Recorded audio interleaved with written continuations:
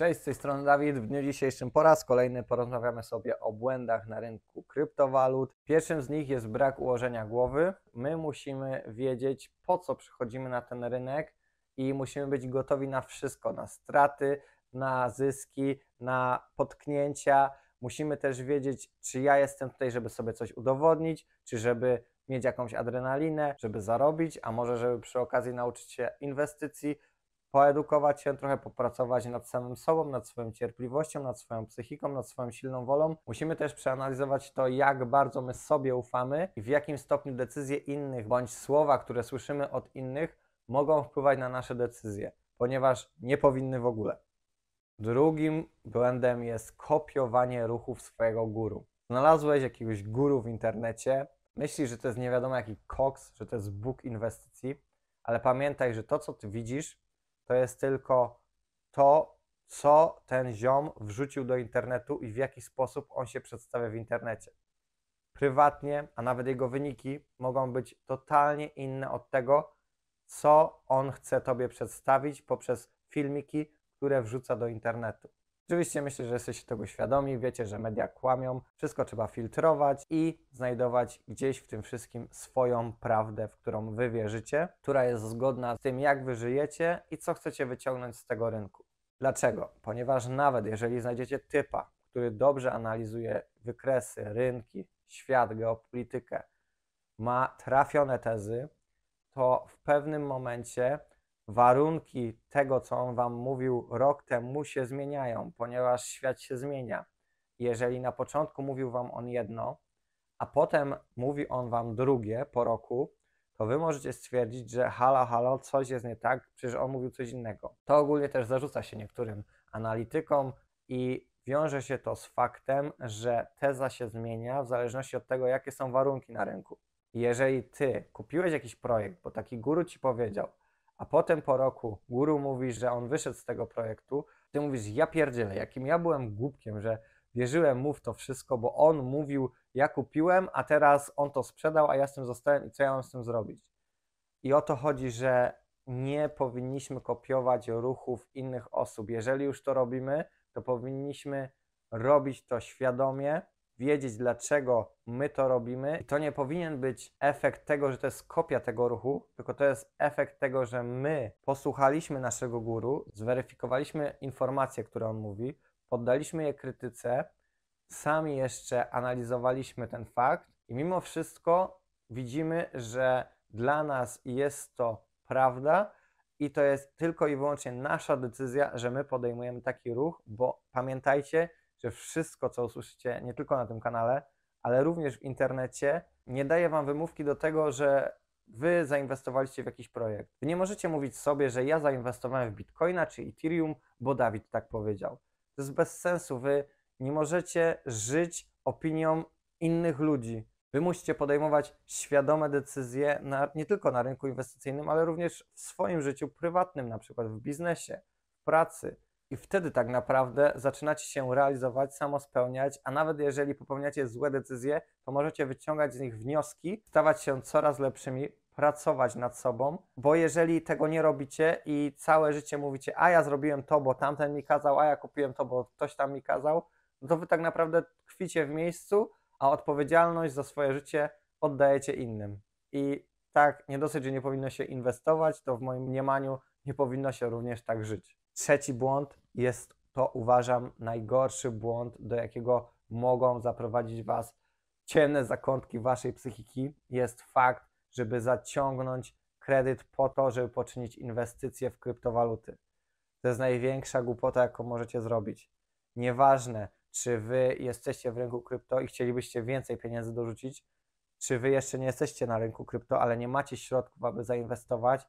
Jeżeli chcecie brać w tym udział, to nie bierzecie kredytu, a zwłaszcza konsumenckiego. Proszę was.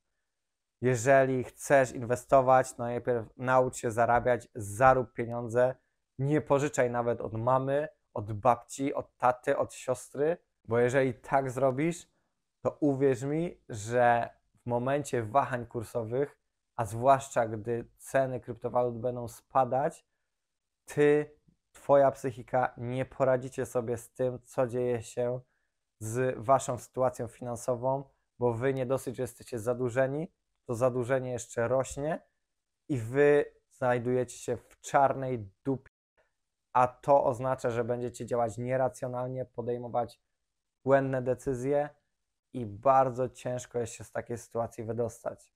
Dlatego pamiętajcie, jeżeli przyjdzie wam taki pomysł do głowy, jeżeli wasz mózg wykreuje taką ideę, to jak najszybciej się od niej odsuńcie. Inwestowanie na kredyt to nie jest wzięcie kredytu na mieszkanie. Są zupełnie dwie inne rzeczy.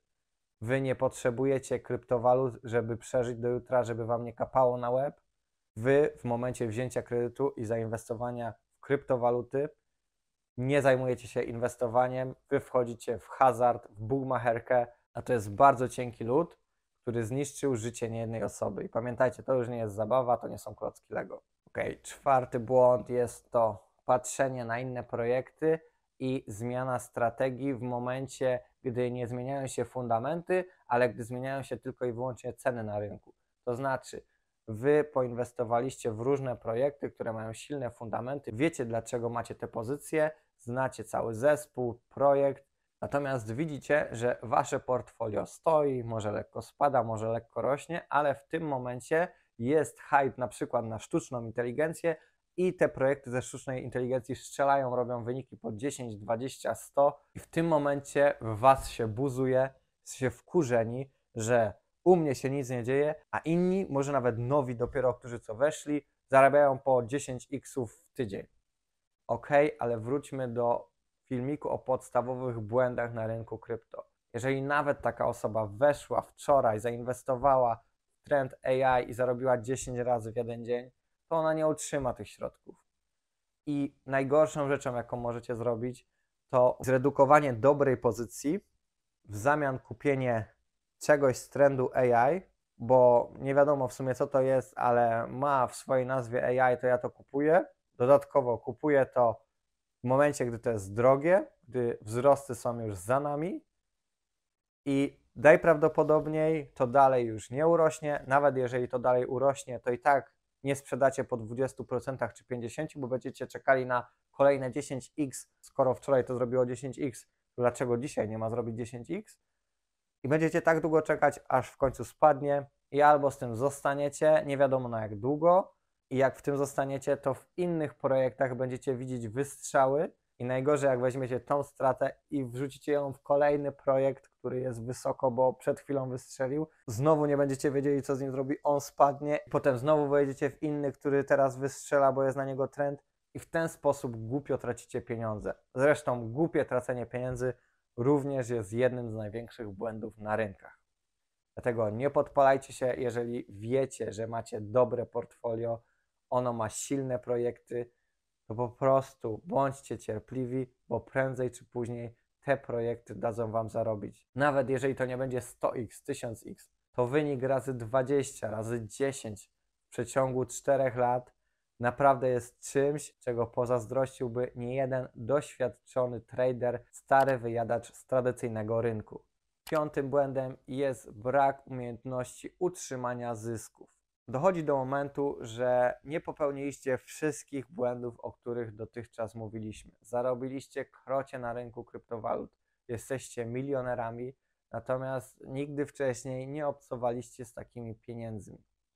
W waszej głowie pojawiają się bardzo głupie myśli, naprawdę w takich sytuacjach może zacząć fiksować głowa, możecie zacząć chcieć stawiać innym ludziom wszystko, próbować uzewnętrznić się z tym, ile wy nie zarobiliście, kupujecie bez sensu rzeczy, nie robicie tego, żeby polepszyć sobie życie, ale żeby pokazać też innym, że wy coś zarobiliście.